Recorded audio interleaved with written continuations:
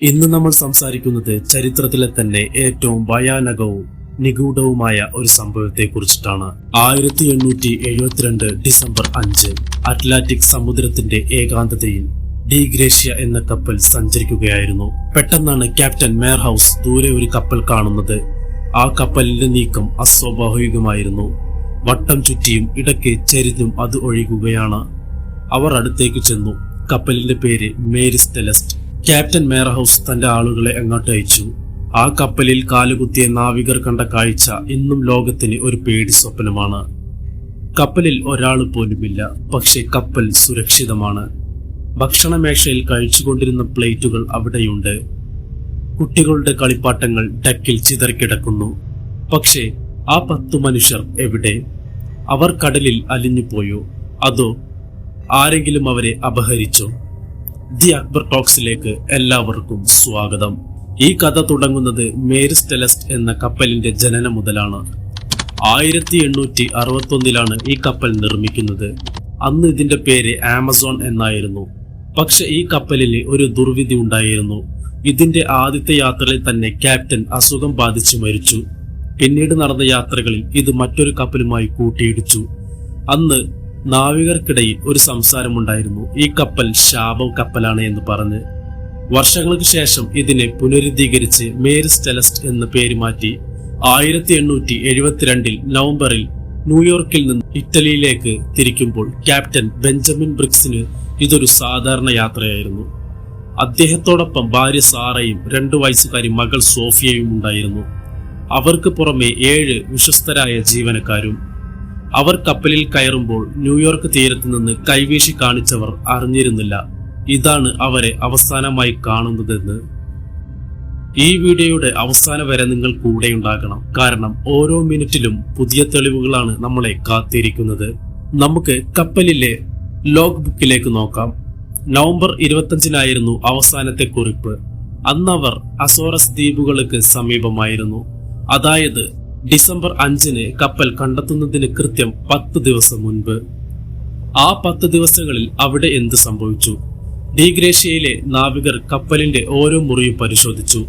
Captain ബ്രിഗ്സിന്റെ റൂമിൽ അദ്ദേഹത്തിന്റെ വിലപിടിപ്പുള്ള വാച്ചും പണവും അവിടെ തന്നെയുണ്ട്. ജീവനക്കാരുടെ വസ്ത്രങ്ങൾ പെട്ടികളിൽ അടുക്കി വച്ചിരിക്കുന്നു. അവർ കപ്പൽ ഉപേക്ഷിക്കുകയായിരുന്നുവെങ്കിൽ ഉറപ്പായും തങ്ങളുടെ വസ്ത്രങ്ങളും പണവും എടുക്കുമായിരുന്നു. പക്ഷേ അവരൊന്നും എടുത്തില്ല. ഇതിനർത്ഥം അവർക്ക് ചിന്തിക്കാൻ പോലും സമയം കിട്ടാത്ത അത്ര ഭീകരമായ എന്തോ ഒന്ന് അവിടെ സംഭവിച്ചു എന്നാണ്. കപ്പലിലെ പമ്പുകൾ പരിശോധിച്ചപ്പോൾ അതിൽ നിറയെ വെള്ളമായിരുന്നു.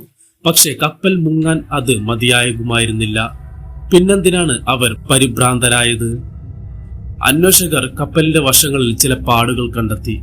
ഏതോ മൂർച്ചയുള്ള ആയുധം കൊണ്ട് വെട്ടിയതുപോലുള്ള അടയാളങ്ങൾ. കപ്പലിൽ ഒരു വാളും കണ്ടെത്തി.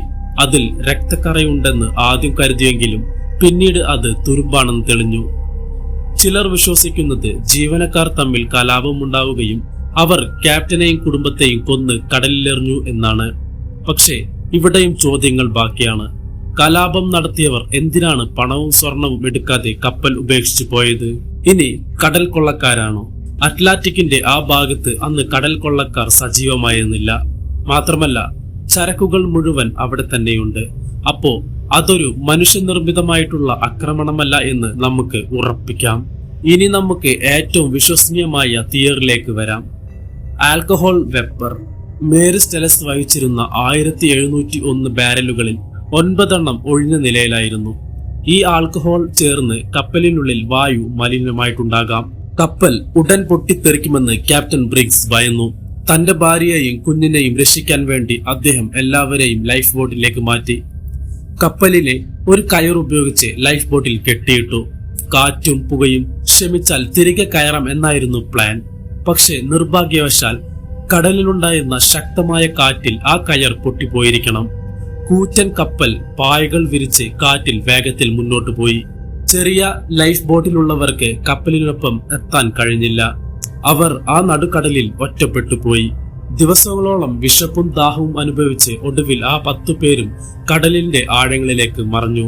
മേരി സ്റ്റെലസ്റ്റ് പിന്നീട് പലർക്കും വിൽക്കപ്പെട്ടു. പക്ഷേ ആ കപ്പലിനെ വിടാതെ പിന്തുടരുന്ന ശാപം കാരണം അതിന്റെ ഉടമസ്ഥരെല്ലാം തകർന്നുപോയി.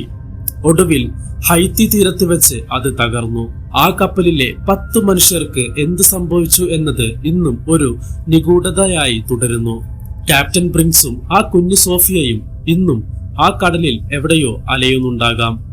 സമുദ്രം നമുക്ക് നൽകുന്ന ഏറ്റവും വലിയ പാഠം ഇതാണ്: നമ്മൾ എത്ര വലിയ കപ്പലുകൾ നിർമ്മിച്ചാലും പ്രകൃതിയുടെ ഒരു ചെറിയ നീക്കത്തിന് മുന്നിൽ നമ്മൾ ഒന്നുമല്ല. ഈ വീഡിയോയെ കുറിച്ചുള്ള നിങ്ങളുടെ അഭിപ്രായങ്ങൾ താഴെ രേഖപ്പെടുത്തുക. മേരി സെലസ്റ്റിന്റെ ഈ കഥ നിങ്ങളുടെ സുഹൃത്തുക്കളിലേക്കും ഷെയർ ചെയ്യുക. ദി അക്ബർ ടോക്സ് സബ്സ്ക്രൈബ് ചെയ്യാൻ മറക്കരുത്. മറ്റൊരു നിഗൂഢതയുമായി ഉടൻ വരാം.